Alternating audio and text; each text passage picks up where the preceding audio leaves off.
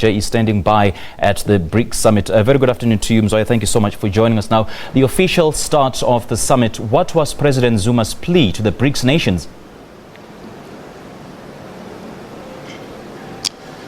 Thank you very much, Simpiwe. Indeed, if you listened carefully to the president there, the president's plea is that the world needs to take note of Africa, particularly because the next session of BRICS, that is BRICS 2018, is taking place on the African continent. So this presents a huge opportunity.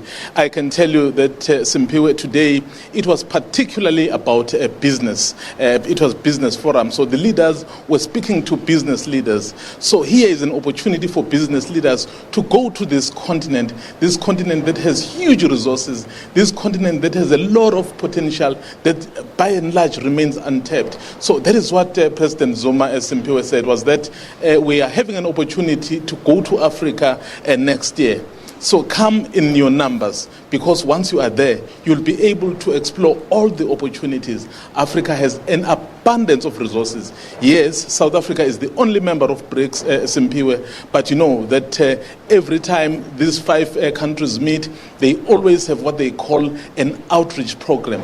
So a program where they invite mostly neighboring countries to come and take part. In fact, that tradition was started in South Africa when South Africa held the BRICS summit in Durban. So that practice has started. It's happening even now. I can tell you that Mexico, Egypt, Thailand and Guinea are some of the countries that have been invited. So basically the plea from the president is that we need to trade with each other and of course come to Africa, because that's where the potential for growth is right now. Now the Chinese President Xi Jinping has also called for the establishment of the BRICS Plus plan. Take us through that.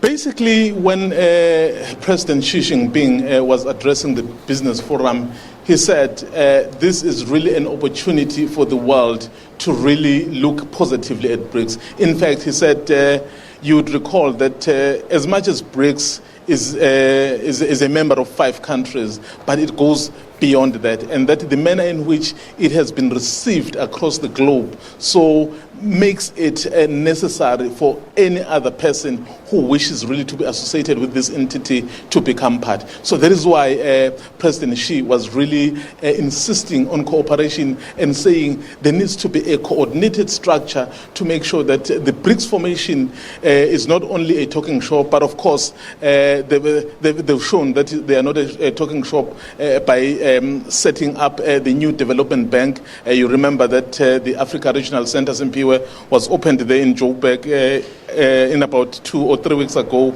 And of course, there is a new BRICS bank which is based here in China, in Shanghai, that is already doing business. It has issued loans to a number of people. So what basically the president of China is saying is that there needs to be a coordinated plan to roll out whatever are the objectives of BRICS. Now, there was a growing sentiment of intra-bloc conflict among the BRICS member states, of course, with Brazil, Russia and India reportedly slowly shifting towards Washington, and with South Africa and China spewing that anti-imperialistic rhetoric. Did you see such conflicts playing out? Simpiwe, I would be lying if I said there were any signs of that. In fact, if you would have noticed in the past, you remember that immediately after the election of US President Donald Trump, Russia and US appeared to be getting closer to each other. But as we speak now, the Russian embassy has actually cut down the staff of the US staff in